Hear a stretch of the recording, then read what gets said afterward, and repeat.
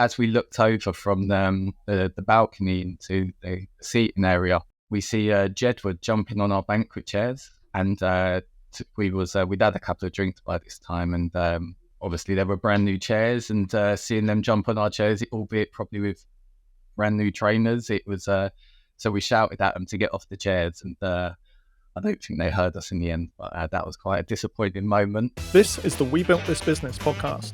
I'm your host, Daniel O'Sullivan. This is the podcast for UK business owners to share their journey, their knowledge, their sacrifices, and their successes.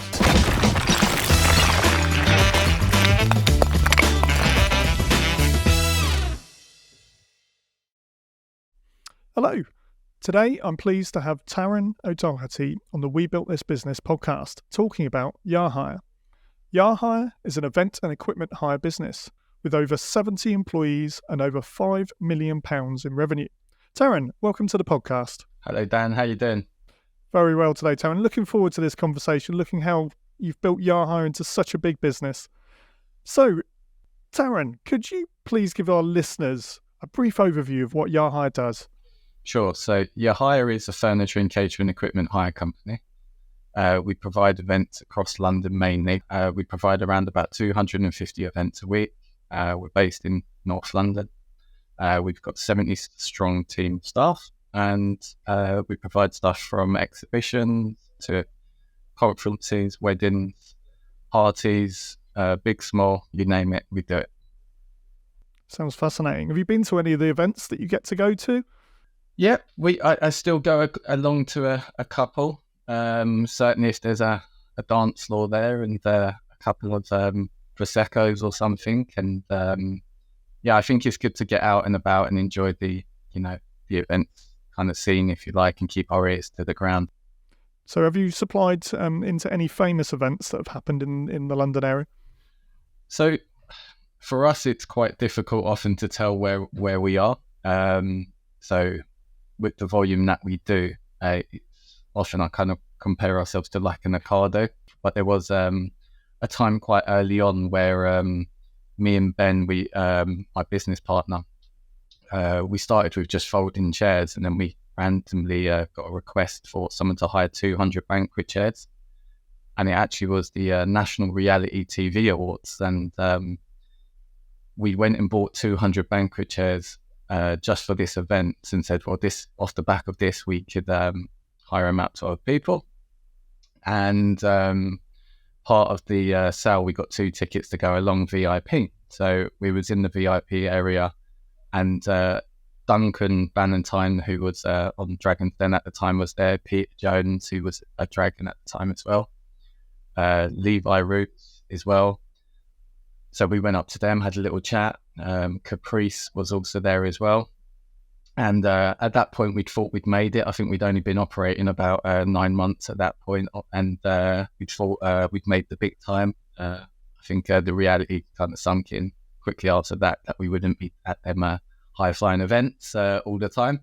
But as we looked over from the balcony into the seating area, we see Jedward jumping on our banquet chairs, and we'd had a couple of drinks by this time, and it was obviously they were brand new chairs, and seeing them jump on our chairs, albeit probably with brand new trainers, it was so we shouted at them to get off the chairs, and I don't think they heard us in the end, but that was quite a disappointing moment for us. So that was one that comes to mind from back in the day, I suppose.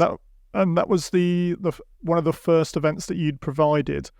Probably maybe the 100th event or something. We when we started out, we would get a lot of kind of inquiries where someone would call us and want 10 folding chairs and 2 tables, things like that. And I would be the salesperson answering the phone, and then I'd go and do the delivery and do a little bit of my kind of geezer voice, so that they didn't think it was a small company with the same person doing the delivery as it was the sales. And they would sometimes give a call to the office and say the driver was so helpful, and I'd be like, oh yeah, he's a great bloke, that guy. And so that was more of the earlier sales where we had a few different personas. So you were portraying different voices for different customers, effectively, or the same customer? Pretty much, yeah. So we kind of early on we did really have this thing of this a little bit maybe of an insecurity of maybe showing how small we were, and it was just two guys behind the scenes that are kind of lagging it, if you like, and we also had. If there was ever an issue, I had another persona called Philip, and this, if it ever kind of got really rocky, I would say, no worries, I'll get my manager, Philip. And a few times I actually put the phone on hold for a second, come back and did my rather posh voice, and Philip dealt with it in that situation. So, Taran, if we could go back to the start when you were actually at school, how did you do at school? School was quite tough. I suppose I didn't. I think now I'm quite sure I'm dyslexic. I've never been diagnosed as dyslexic, but even when I read to my daughter now, she's often correcting me, and she's only just turned 7. I think school was a struggle. I think I kind of went into sixth form with my C's and D's and a couple of E's or whatever, and they sat down and told me the options was to do retake or go and do leisure and tourism, and I've got my mum there giving me the evil eyes right next to me, wondering what on earth has happened. The realisation at that point that I've screwed up my entire school life, it kind of hit me, and I went into this leisure and tourism course, and I suppose did much of what I'd done most of my school life, and just didn't really learn that much, and left there after a while. My friend got me a job in a travel agent in Tottenham Court Road. I think it was below minimum wage what I was getting paid for at the time, and it was a tiny little office with the owner working in there, and I used to chat back to this owner, and my friend used to kind of kick me in the leg and say, don't say that to him, he sacks people, and things like that, and I was always a little bit kind of gobby, if you like, and then I went and worked in a leisure centre where my friend was working, so seems a pattern here of my friend getting my foot in the door, and that was selling memberships in this leisure centre where people would want to come and join, and that was realistically where I learned to sell, I suppose, and people would walk in off the street, and the commission there was quite good. I think at the time you could earn, I think it was around about, I think it was £5 an hour extra if you hit this top target. I think it worked for went up by increments of £1, and I kind of randomly become like the sales manager there because there was no staff, and the area sales person said, "Can you look through some of these CVs before we need a part-timer to join the team?" So I got those CVs and threw them in the bin, and called up my best friend Ben and said, who was at home at the time, sitting in his room, not doing much, and said, "Come down here now, I've got you a job." And pretty much pretended one of his CV was in the list, and got him in and took him under my wing, and we made our own way of selling to people, and we ended up hitting this top target, I think 11 months out of 12. And I suppose I ended up being in that leisure centre for 7 years in the end, and Ben eventually ended up leaving, and my friend said his uncle was looking for a sales manager in his furniture hire company, and he said that I'd be the best man for the job, and as did his dad said that I'd be the best man for the job as well. So I went and met this guy. He said, I'm going to move to America. I need someone who's going to be the sales manager of my furniture hire company. And I worked there for about 5 weeks, and he got rude to me a couple of times. At this point, I'm now 26 years old, still gobby as ever. And he got rude to me one too many times, and I told him, "I quit. You're going to read my book one day." I'm gonna start a hire company. And so went to Ben. He was a postman, and said, "Come around my house. Let's get out the notepad and start a hire company." Fantastic. So that's when Yahire was born. Where did the Yahire name come from? Like most of our things, there wasn't really much. Well, we had no experience in anything, but we just kind of we went with our gut in most things. And we just kind of we read a little. We had a book of dummies, a business book of dummies, and it said about choosing a name. I think it was just a little paragraph, and it said, "Say what you do and keep it short." I said, "Well, we're hire." So we went Bahire, Kahire, Dahire, Lahire, Tahire, Sahire, Yahire, Yahire, that's it. And we said, that works. And that was it. It's so simple. And so many people can get really tied up by a name. They're so worried about it. And it was just a snap decision. Yeah, I think we didn't really think, we didn't really think about anything realistically. I think from that day of getting that notepad out and actually writing down all the things we would need to decide, I think it had on it things like choose a name, how to make a website, how we're going to market it, what products we're going to buy. Yeah, we didn't really think, we knew we didn't have the answers to anything and we didn't have experience of anything. So we just had to kind of work it all out. So we just had to get the list and do it bit by bit and just go at it, I suppose. And I think we hear a lot of people say that they thought we was crazy and that they thought it would go bust, very quickly. And we never thought of it like that. We just thought that, it doesn't matter.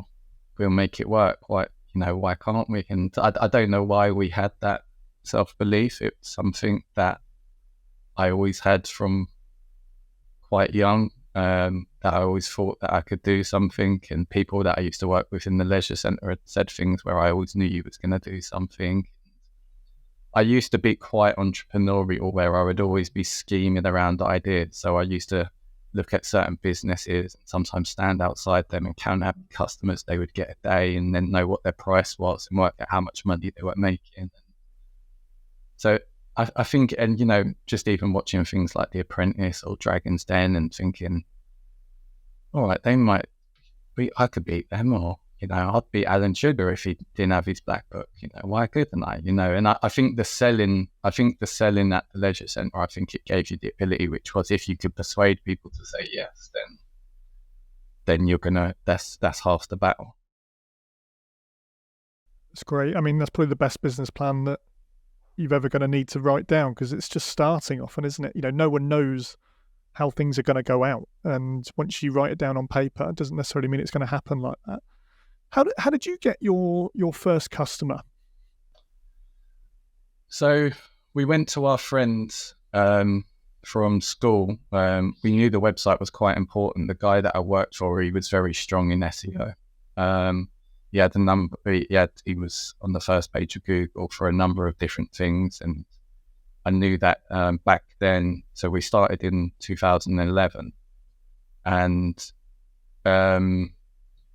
we knew that was a real feather to his cap. And so we went to our friend from school, and he was the only person. We said, "Who do we know that could make us a website?" He was the only person we knew. We went to him and we said, "We can either give you a share of the business or we'll give you £10 an hour." And he says, "I'll take the £10 an hour." And he built us a website, and then I started just immersing myself with learning SEO, which was just being fixated on what the people, what people were doing, and then playing with it myself, playing with different changes to actually, and then seeing if there was any change. So I used to do like a little money dance when I used to see that we'd gone from page like 11 to 7, and I would check it every day. And it was signs of improvement, which you was getting back. And then I can remember one day randomly, the phone started ringing. I've got, what on earth is going on here? You know, I'm just staring at the phone for about 20 seconds, scared to answer it. And I just didn't know why someone would be ringing or how they'd found us. But we'd kind of put ourselves in a few different things like directories and stuff like that, mainly around to do with the SEO stuff. But we, answered the phone and put on my best sales voice. And I think someone wanted a couple of chairs and tables, and I called up Ben. He was still delivering letters for the Royal Mail at the time, and said someone's just called the phone, you know. And I think it was a couple of days after that someone else called, and I think we must have got a sale for about 120 quid or something, which we had to deliver it. And at the time we didn't have a van either, so me and Ben, when we started, we put £6,000 in each, and we said, well, if we'll buy some stock with this, and if we lose it, we'll just sell it on Coventry or something. And so we didn't know how we was going to deliver it. We started the business without knowing how we was going to deliver it, but we thought we'd work it out. And we then joined, it was called Streetcar at the time, which then renamed to Zipcar, which is like it's based in London, and it's where you can rent a car or a van for only half an hour. So we used to do this thing where we would deliver it at a time where we knew the roads were quiet, and we would do it obviously assuming within the window the customer expected, but we would do it where we knew all these little tricks of the trade where you could actually get in the vehicle 5 minutes before your booking, and we also knew that you could actually go 3 minutes after your booking. So we would actually time it perfectly, and we would do it like Formula One, where sometimes we'd be literally skidding into this parking base where Ben would be in the passenger seat. He didn't have a license at the time, and would have the cab open. So when I slam on the handbrake, pass him the keys, he can instantly put it on the magnetic button, so that we save £4 from not having another 30-minute booking. So I love that story. So how do you go and choose what products to buy first? We chose the products based on where we knew that we would get the most price conscious customers. We're at the bottom of the barrel, so we went with things that were going to be mainly kind of in demand in that area, but also things that were easy to store. So we knew storage was going to be a problem. So we went with 300 folding chairs and 30 trestle tables. And we kind of, on that day when we come up with the notepad, I think it was either that day or the next day, we just called around a few storage places and asked how much they charged, went and viewed them that day, and then asked how much they charged for like 100 square foot, and kind of negotiated them down, amongst each other, and worked out what we could fit in there. So we just kind of went with that, and it worked quite well. And people used to call us up on our website when we only had 2 items and say, do you do like a banquet chair or a Yahire chair? And we said, oh no, they're no good, folding chairs are the best chairs, and they're the best for every occasion, and all of those types of things. So you can only sell what you've got, can't you? Yeah, and so you were selling what you had, and no matter what they phoned up, you were just encouraging them basically to buy what you had at the time. What point did you get to when you were like, this is going to work? It took a good while. I don't know. I suppose demand is one thing, and it working. We wrote down in the notepads, again, this famous notepad, which I still actually have, but we wrote down a goal. What do we actually want? I think Ben wrote down something like for his share to be worth 250 grand, and I think I wrote down to earn 50 grand a year or something. And it kind of we never had a plan, and we still don't really have the best of plans. We just we just had a real kind of connection to actually make it as good as we possibly could, and I think that was always just the driving factor, without a plan, to just always improve. And I think when we probably knew that it would work, I don't know. I think I can remember people think that it's working. I suppose there's a different thing inside an entrepreneur's head of what is working and how far something can go. I used to have aunties that would call me when, or message me, "Oh, I'm so proud, you're doing so good." And, we used to be, rather tiny, and I'd be like, well, we ain't achieved nothing yet, and I think because you always know what your intentions are. I think we never struggled with demand, so we grew. We kind of grew from like 100 grand. We did 100 grand in the first year.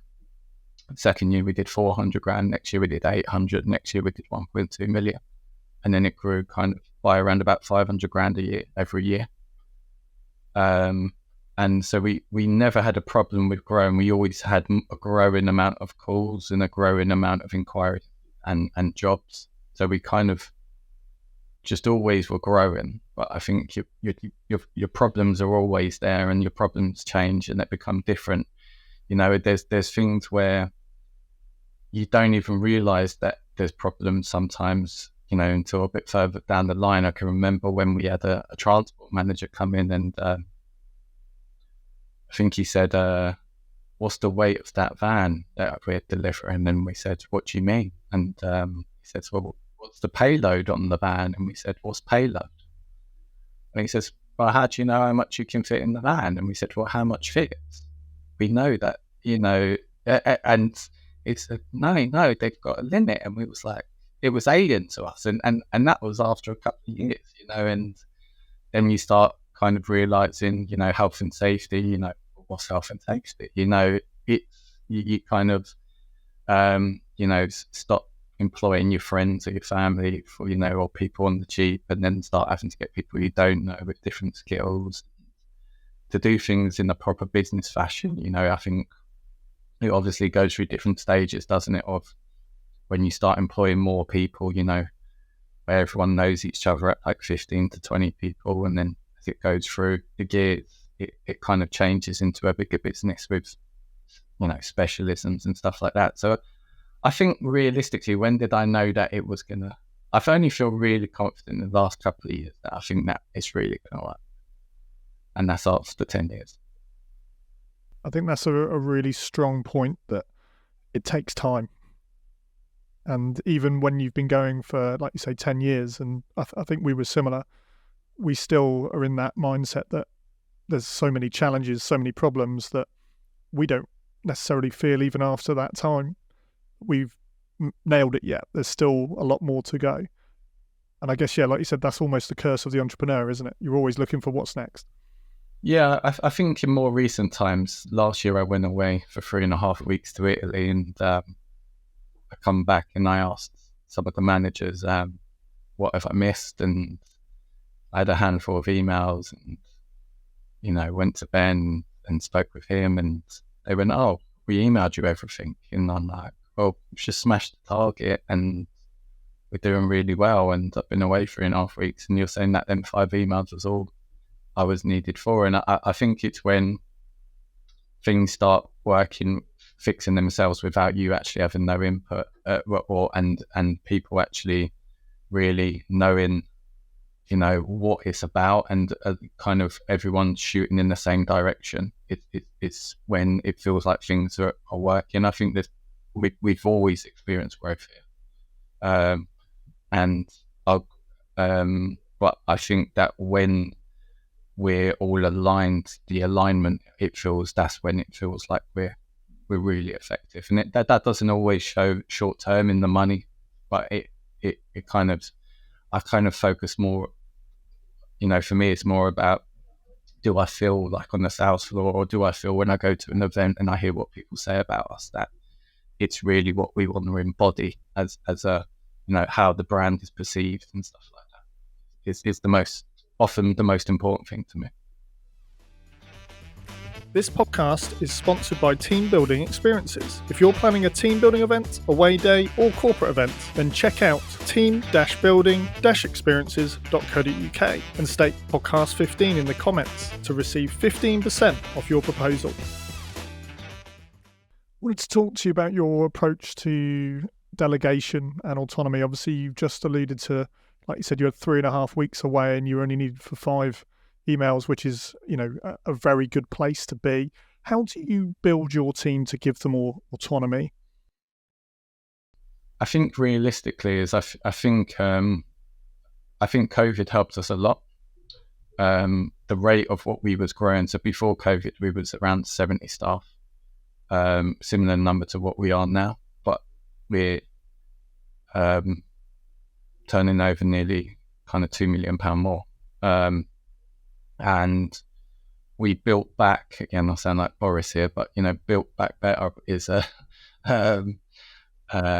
God, Boris. But I think what it allowed for us to do is put the brakes on why we had so many managers. Again, here we've probably employed over, I don't know the exact number, but I'd be surprised if it's not over, if you include all it's going to be over 500, 600 people. There's loads of different managers that we've had in the same role over time. And some of what happens, why do we do this? You ask a question, why do we do this? Oh, we've always done it. Well, we did it since 3 years ago because this manager coming in thought it made sense. But that's not what we're trying to do. And I think we went back to basics after COVID, and it really allowed for us to build the teams back up from the people that embody how we want them to be. And I think that's level of trust and talking with people about what do they need, what do you think? And I think realistically now, I think that when you add to those teams with just good recruitment of employing people that at the end of the day are kind of better, well, again, cliche, but kind of better than what you are, or they have the right, we know what we're about more, and we know that kind of the traits, what we're about. I think it took us a long time to realize what we was trying to do. I think we tried to be something to everyone. We kind of still do a little bit because we are very split between 50% of our inquiries come through like e-commerce. So we do we do a very high proportion of our work within 2 weeks of the hire start date. So we'll be taking today around about we could be taking up to 8 jobs today for tomorrow. So but then the other side of the business is more around the account management side and the relationships and things like that. And I think we're just a bit more aligned now of knowing what people expect from us, and packaging it up differently to different people. And then I think it's made the recruitment a lot clearer, and we know the traits of the people that we want. And I think if you allow people to put their own stamp on things a little bit, I think you get the best version of them. I think at the end of the day, everyone wants to walk out at the end of the week and feel they made a difference, even myself included. And I think we've kind of harnessed that with a lot more trust and trying to be a better employer. Yeah, that's a great answer. Regarding, obviously, you've grown, like you said, a big team, and you've had a number of employees come through. Do you define roles for each individual? Is that something that's enabled people to look after their own area? I think more we change quite. We always kind of changing a little bit. We are a little bit obsessive with change at times. I think it's when we do recruit, I think we focus more on the kind of the personality of what the person's like opposed to the role. I think good people will work out the right answer. It's what we think. And I think what we want genuine people. We want where trust comes across in what we do. I think people buy from people they trust. And I think people that take pride in what they do, they're going to do the right thing more often than not. So I think if we used to, again, I think within certain roles, like if you're more in kind of business development side of it, you need to allow a little bit more freedom to be a bit more inquisitive around what to do and kind of sniff out opportunities. Whereas I think there's things more on like the e-commerce side of things. There's a tried and tested method, and it's a matter of really just doing what works and doing it efficiently, accurately and quickly and stuff like that. And So I think it does depend on the role, but I think it's, if you set up a football team, for example, there's people that have different roles within the team. It's not like a school playground where everyone's trying to score a goal, for example. And that's what we used to be like a business. But now it's your roles to do this and really talk to people a lot around what their part to play is, and really just talk about them kind of not so much tasks all the time, but really talk to them a lot around what they want to get across to people and where they fit into that. Yeah, it sounds a really good kind of environment to work in and thrive in, I think. Looking at the number of events you deliver each week, 250 you quoted earlier, it sounds frightening, the logistics behind that. Have you implemented software that's enabled you to deliver that number of events, like you said, with the same number of employees now as you were when you were smaller 4 years ago now? So we always kind of, as said, we grew every year quite a lot in revenue. That obviously has problems in the quieter times that the events industry, as we all know. You've built up a lot of costs, and well, we still do have that problem, but it's not as bad as what it was. But we reached a point just before COVID where we had 13 salespeople. And that was mainly for the ability to be able to handle the volume of quotes we had. So our friend from school who chose the £10 an hour instead of a share in the business, he actually works for us, and he worked from us from the start. He's on a bit more than the £10 an hour now, but he still does say he massively regrets not taking the share. But so we have 2 full-time coders working for us, and that we employ, and we've built our own system from scratch. So we now take all of it checks us the stock, it tells us all our financials, it is pretty much kind of more like an enterprise management system. And it pretty much does everything for us. So if someone tries to book a job and the stock's not available, it then goes through to a salesperson. If the stock's available and it checks if the delivery slot's available, it automatically books it. And this is a couple of years in the making, and it's always being advanced and developed. So we send out automatic text to people. It's kind of what the drivers use when they're on the job. They take a picture, and it automatically goes up to our system, and it realistically has been one of the biggest changes we've had.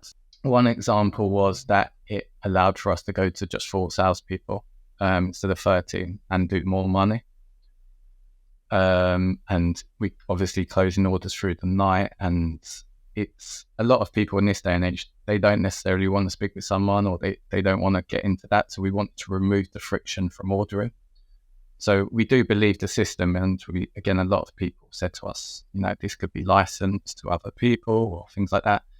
We wouldn't really want to give it to someone else unless we it was part, of a business that we had kind of shares in or some control, because we do think it's something that, whilst we used to use other systems off the shelf, but they never really understood the problem. They were kind of square hole, triangle peg kind of scenario, and the system's just been a real game changer for us, and it's something we've just keep on advancing more and more and more. It sounds like you've got a real USP there as well, and it's completely revolutionized the business, which is incredible to see the numbers, especially to drop from 13 to 4 sales agents is a phenomenal change, isn't it? Yeah, I think within the operational side is, so I deal in the sales and the marketing side of things and the products that we buy, but the operational side has changed so much. It's Ben, my business partner, he used to be staring at a map, scratching his head with all of the postcodes plotted, and just be getting out a marker and drawing lines between them. And it's kind of moved on so much from that now. It is difficult. You can't not magic away delivering furniture. You have to deliver it. So it is a massive challenge, and I think it's something we've improved on a lot. I think we also have different types of events where maybe some jobs are set up and some jobs are more tricky. So we have a system where we can, where we've trained certain drivers on certain venues. So you kind of, the system kind of guides it to be those people instead of others. And there's so much you can do with the system. Obviously, it's quite technical stuff, but it's very scalable as well. And it's the type of thing where whatever next steps we look to do, we do believe the system would be the thing that would give us a real confidence to go and do that at scale, whatever we try to do. Yeah, so I mean, it sounds like an absolutely fantastic system that you've built there. And how did you make the decision to decide to invest in that system? We used to use, I won't name them, be a bit harsh, but we used to use a hire software which proclaimed to fix all of our problems and things like that. We kind of look back at it now as probably one of the worst decisions we made. It kind of really slowed us down in a lot of ways versus just writing a quote on a Word document, which we've become pretty quick at, things like that. Maybe it looked a bit more polished, but we needed a system. We used to do stuff where we would look in a paper diary of all of the stock that was out on that day and when it was coming back, and we knew our stock quantity by memory.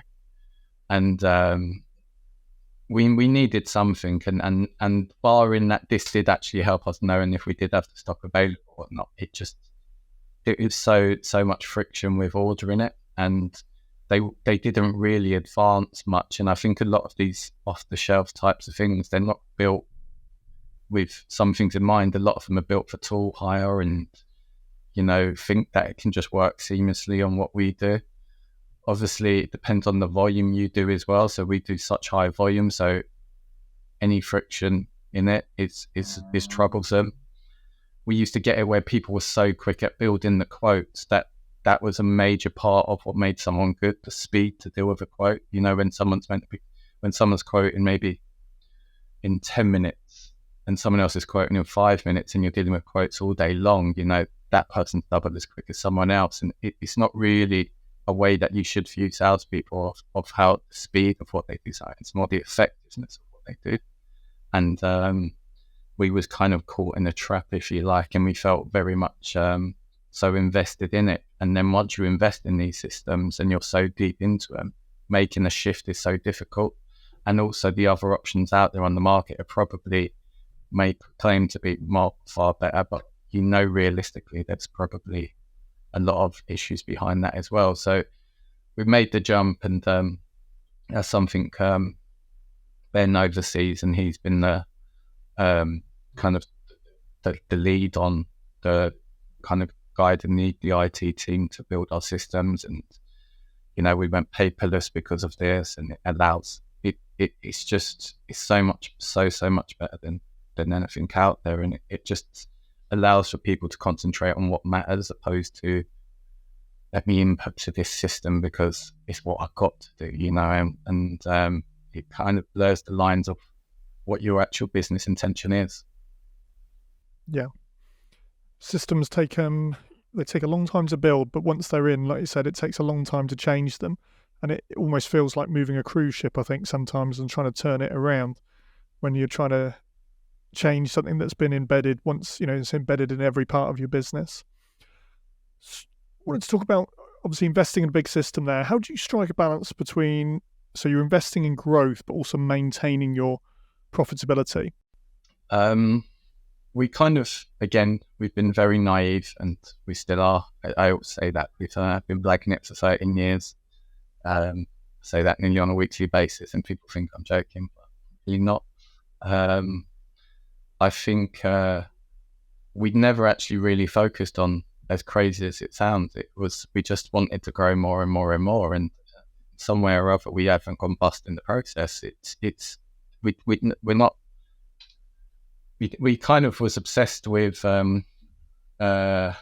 how we can get more, please customers and sell more, but we kind of never really looked at profit or things like that, which is mad that we've got as far as we have, and it's only been in realistically. There was a couple of years before COVID where it would get to January and we would be very, very tight from a cash flow perspective because of the quiet times and because we've got so much staff. Like our warehouse, and we've got a 25,000 square foot warehouse, which the cost of that is now pretty much close to £500,000 a year. And you have to pay the landlord every 3 months and you have to pay the wages. And we never really kind of forecasted really much. And we just always said we wanted to outgrow the previous year, so be April last year, this April and things like that. And we did it nearly every time we did it, but we never kind of kept an eye on our costs. It's only in the last couple of years that we've got a bit better at that. But there's still a lot of room for improvement, and still in so many ways people would think it's crazy how unaware we are on that front. I think growth is great, but we're still learning, still working that out. I think it's one of the biggest challenges, isn't it, understanding the finances. How have you adapted now to try and understand those finances, or is that still, like you say, an area that is not what you'd call a strong point of your current setup? So around about 6 months ago, we've taken on a part-time financial director, and he's someone that comes in a day a week. It's kind of getting rid of a lot of the skeletons and kind of shaping how we view our finances and getting them in order a bit. Obviously, there's years gone by that it's just kind of understanding them a little bit. It takes people to get up to speed a bit. The intention is he's got a wealth of experience. He's worked for like private equity firms and at very, very high levels. So the way we view it is, yes, he is very expensive on the day rate. It's an astronomical amount, but it's also, we believe we could get that back. If one day we were to look to do a merger or sell or whatever it is, or try and raise money, then with having our stuff in order in more of a much higher level kind of way, it's a worthwhile investment into actually understanding the stuff better. And we're never going to maybe understand it to the level that he could and things like that. So we're doing that, and it's a slow kind of changing of mentality. I think for me and Ben, being a lot more kind of business, within our mind frames, and instead of, I don't know, maybe just sticking to our areas, trying to be business owners a little bit more, and what would a businessman say about this, and how would they approach this and things like that. So it's still we've improved a lot, but it's we're conscious of it, and we're actually having randomly we're having our first ever kind of like forecasting budget meeting coming up after 13 years. So that says the level of how much naivety we've had. We sell good. That's what we've always done. No, I love it. And you just, like you said earlier, you're always outselling the costs, which was, as long as at the end of the year, the difference between what you've put in and what's gone out is there's a difference that's positive, you're still in business the next year. Yeah, I think sometimes it's been by the skin of our teeth. I think now we have much more of it. We're doing so within a cash flow. Ben sends a weekly cash flow and stuff like that, and we've got a good idea of our low points, and that's where we're mainly conscious, trying to take advantage of the end of financial years and what else we might want to put through, and things like that. So we want to get a little bit more. I think what we'd found was, finances often you're operating in the past of doing, the minimum of what you need to do to maybe file to be legal or things like that. The next step obviously is bringing things up to it being a little bit more live data, of actually having more of a live picture of where things are at, and then obviously the beyond that, which we're trying to be at, which would be being able to see into the future of what are our financial intentions and actually matching that to reality. And that sounds a lot more kind of sensible business than we've been used to, I suppose, but it's definitely what we want to strive to do. No, sounds good, and sounds like you're moving in the right direction, that's for sure. The marketing side of the business is always probably one of the most interesting parts. I think getting customers, and the business owner is often heavily involved in that side of things. How do you guys focus your marketing so that you get a good return on your investment? I think for us, we're always conscious of getting more people, break it down realistically into so clicks. Most people have to see our website to order from us, even if it's someone that has used us before, they usually would probably go on the website. So how can we grow clicks? And then obviously, how can you persuade more people once they're on the site? Obviously, the system helps with our ability to quote. Now, most people would struggle with being able to quote at the scale we have inquiries. And then I think from the SEO, so SEO has been a key thing from us from the start. So obviously, we used to do the money dance when we've gone from 11 to 7, but now we're pretty much in the top few on Google. And we also have around about 6 different websites for different terms, which are at the top of Google also. So these are things where we believed in doing different websites to kind of perceive specialisms within slightly different things instead of being a generalist. So people will trust those types of things more. And that allowed for us to grow the volume year after year as well by additional clicks and things like that. Also giving the illusion of choice as well. So, sometimes we have it where people are inquiring for a couple of our websites. So it actually can actually increase your likelihood of them going ahead. Within the AdWords, I think we've been a lot more selective. So we mainly focus on a small radius of London because of the volume of what we do. So we don't want to kind of displace our team. So what we have is the advantage of when we're doing so many events, we can actually change which van's going to collect that job. If they're a little bit delayed or if they're running early, we can move things around a lot. So it allows for us to do jobs a lot cheaper because we have so much throughput. So we kind of control the radius where we do our AdWords and stuff like that as well. So it kind of really just keeps it nice and tight. And then I think we've always taken the long-term approach within our building the brand. So we do a lot of we've done a lot of kind of freebies, or we help a lot of people out with contras or photo shoots and things like that. And we've always taken the longer-term approach, even the first year, or like when people lose things, just always kind of don't try to worry about the money in the short term. And I think realistically, the brands, what has really helped us a lot, because we do so many jobs,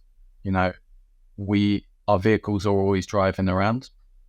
It's allowed for people to see all of our vehicles, and it builds that trust where they keep on seeing that brand, where once people have seen it so many times or seen it at a venue where they're doing their event. And it's also allowed for us to frequent these places so often that when someone inquires with us about that venue, our sales team can talk about how well they know it, and we've been there 5 times this year already. And the volume leads into a lot of those types of things where it's hard for other people to compete with. We focused on things, how do we really increase our competitive edge where other people would struggle to compete against it. And then it kind of, assuming, we keep our level of service high and we listen well to our people, to our customers, then we just get more and more kind of being that choice. And that's kind of more, we'll just grow and grow and grow as well. Yeah. It sounds very interesting. I love the way that you have obviously different brands, like you said, for almost different niches. Do you, if you say, for example, get the same lead twice or three times, do you quote them 2 or 3 times, or do you just kind of say, we're actually Yahire, this is one quote that you're going to get today? If they call us on the phone, then we would say it. If they use, obviously, the majority of people we have now are using the cart, so the cart wouldn't say it. And we automatically email chase people as well. So our system, we've got ways now. So we've built, again, something we've built where it can separate from different people. So where we can chase them in different ways as well. We always kind of say that we kind of want to push the Yahire front. There are sometimes some people inquire through the other. It allows for us to market different brands a little bit differently. Sometimes it's two paths to take, and you can't take both paths with Yahire. So it allows for us to take one path with one and a different path with another. So it's kind of try to use that advantage, I suppose. And it's I don't know. I think it always seemed quite obvious to us, which is you just need to grow these basic things. Again, more quotes. How do you get them to say yes more? How do you get them to spend more? And how do you get them to come back? It's just breaking it always down to those 4 things. And if you're always thinking about that all the time, then you're going to win. It's what we think. Yeah. No, I think that's really good marketing advice for anyone out there, because we had a little talk before the show about the complication of social media in any kind of marketing mix, and how followers and likes don't necessarily mean customers, and how it's not easy to grow a business if you're trying to do every channel. And I love the way that you, like you said, you're marketing through the lorries that are going through London regularly, so people are subliminally, and that Yahire name as well is so unique. There's nothing out there like it. There we go. We've got for those watching on the video, we've got is that like a toy lorry? So it's just to take the stress out of events. It's a stress Yahire lorry. No stress when you're using Yahire. It's so within the social media side of things, it's an area where we could definitely do more. I think the thing with it is you can always do more in a million different things, and I think it's about kind of choosing where you want to kind of dedicate your energy, I suppose, and your resources. And I think with the social media front, I think Yahire, I think it might have 3,000 followers, and it's such a small amount. But I think the way we viewed it was, well, if we had 40,000 followers, yes, you can get more. It's definitely, we're missing, there could be more money made there, but I think we focused more on the things when someone actually has a real need. I think some people can think, well, I've got 40,000 followers. Well, we've done over 40,000 events, and what kind of influence is doing an event for someone when at the end of the day, someone's followed your page or liked your picture? It doesn't actually mean anything, and it don't give you no money. So it's, we focused on what are the basics to actually win more and convert more, and then do what we do well, and then deal with that at scale as well, because the scale is what allows for us to have our competitive edge. So some of the other companies that do what we do, they might be doing maybe a fifth of the jobs that we do. Well, they're not going to get that. The people and the people are not as used to doing it. They don't have, a lot of them are further afield, so they can't do multiple deliveries in a day, and go back to base and go back out. So we've really thought about all of the types of things that can allow for us to be mass volume, because it allows for us to be the name in London for what we do. And then once we've achieved that, that's the point where we would feel to branch out into other things. The business itself, do you know what the business looks like when it's finished, in your opinion? I suppose we're at a little bit of a crossroads right now on what do we do. So our warehousing space is kind of, finished. I don't know if that exists for an entrepreneur, finished, but it's a hard question. I've not really I don't really think about it that much. It's yeah, I don't know. I'm a bit stuck with an answer there, I suppose, in the sense of finished. I think there's a lot more we could do. We've got plans on what we can do. I think realistically, once we start realizing that the majority of our key people are just busying themselves with that don't really make a difference, like, oh well, we've done all of the things that really do affect what we're doing, and now we're just kind of, oh, we're just doing this because we've got nothing else to do. I think that's where it would come a time where we would then probably, it would be wise to then look at maybe a sideways movement. So then maybe an acquisition, then maybe going to a new location, maybe in Manchester is a consideration, or Birmingham, or who knows, maybe abroad, or whatever. So that would be the point where the model, if you like, is finished maybe, and therefore it would just be about taking it somewhere else, or maybe looking at businesses that do something slightly a bit different than what we do, and then taking what we've got into that acquisition, I suppose, would be where we're at. I suppose the system could be something as well, where we could do the system, but what we would want would be more than like £200 per user, a year, or whatever. We would want it to be far more than that. So yeah, I don't know. There's always more, isn't there? There's always more. It's always a very tricky question to answer, especially when, like you said, this business is an evolution, isn't it? It's just constantly moving forward, and it's just constant challenges that you're trying to overcome. It's very hard to sit back and go, when am I going to be happy that this is done? Because often it never is. If you're looking to start a business in 2024, have you got one piece of advice for anyone looking to start in 2024? I think the thing I would say is just don't, if you think you can do it, just do it, I suppose. Believe in themselves. I think a lot of people look for the validation of others, and they're asking for other people if they think it's a good idea or not. If you kind of got any doubts within it, it's probably, if you've got doubts, what do you think the customers that you're trying to win are going to have? And, when times do get hard, it's going to be tough. So I think realistically, I think don't delay, just do it. And I think it's, a lot of people deliberate so much, and I think you learn so much from just doing it. I'm doing things all the time that I never thought I would do, or, negotiating leases for that are worth, a couple of £1 million over a 5-year period, and stuff, and people advising me to go through like surveyors, big accountancy firms to negotiate for me, and I'm like, no, screw that. And then negotiating myself, and then realizing that I've got a better deal than they would have got, and then asking them to negotiate once I've got the lowest deal, and them saying, well, I can't beat that deal, and I think you get little signs where you feel more confidence. And I think from the learning, I think you'll work it out, I think believe in yourself and you work it out.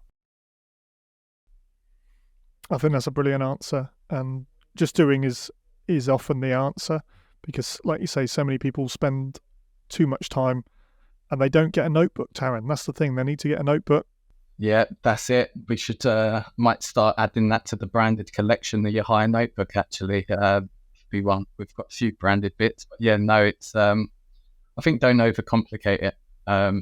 Just work it out on the fly, and just do it. So one question I had before we wrap up is, your manager who said to you essentially that you were going, you would not succeed and you're going to write a book. And have you started the book yet? No, I haven't started that yet. He actually did message me. He's messaged me occasionally from time to time. He did actually message me a couple of months ago and said he was on TV and he was asked what his biggest regret was, and he said it was not giving me a share in his business. He says, I think he would have been crazy to give me a share, to be honest, but it's some gobby 26-year-old. But I'm quite happy he didn't in the end.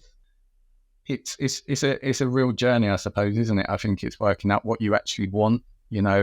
Why have you done it? I think at the start, I think what drives most people is to prove people you can make something of yourself, and you can prove people wrong. I look back at school and feeling stupid, that's not achieving nothing, and then things happen in your life where you're knocked back, and you feel like you know in your heart of hearts that you've not achieved to your potential, and you're not proud of that. And I think that's the thing of, you can get to a point with a business, where, oh shit, maybe I have done it, and then I think you start, instead of kind of operating in that years and years of fear where you're fearing of not achieving and fearing of failing, you then get to the point of fearing of losing it, and oh, now I've got all this and now I'm fearful of losing it. And I think the next stage is actually being able to really kind of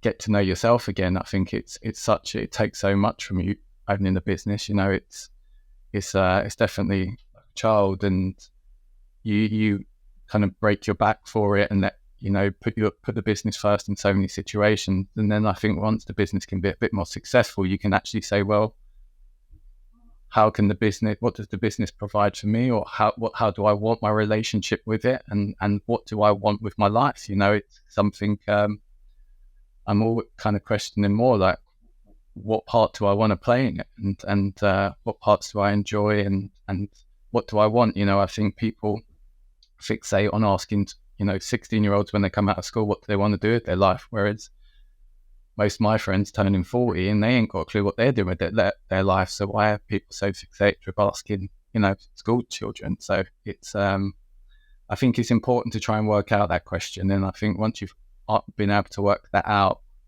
I think you can then actually realize you probably have a lot of it in front of you already, and just to enjoy it a bit more, and where to focus your time to get maybe what you haven't got. So yeah, I think it's been a fantastic journey for yourself, like you said, from leaving school to where you are today has been changing at every turn, isn't it? And constant growth and constant learning, and it never stops. And I'm sure over the next 10-15 years you continue to learn every day, and there's just more and more to come. So it's been really, really interesting, Taran. How can people who've listened to this podcast find more about yourself and your company? So I suppose feel free to add me on LinkedIn. Be good to connect with people. I've become a fan of the podcast, and listen to all of the episodes, and it's nice to know kind of you're not alone in some of your struggles and feeling you're going crazy, I suppose, when you're running a small business, instead of maybe all the YouTube videos you see where someone's had you turn 100 million into 1 billion, and it's a bit more relatable kind of levels, I suppose, of at least the starting point. Be good to connect with people on LinkedIn, or if you're in London or whatever, or I'd love to chat with people. Obviously, if you ever need furniture in Yahire, choose Yahire. Little plug there, got to go for that, always selling. But no, thank you so much for having me on. It's been good to chat.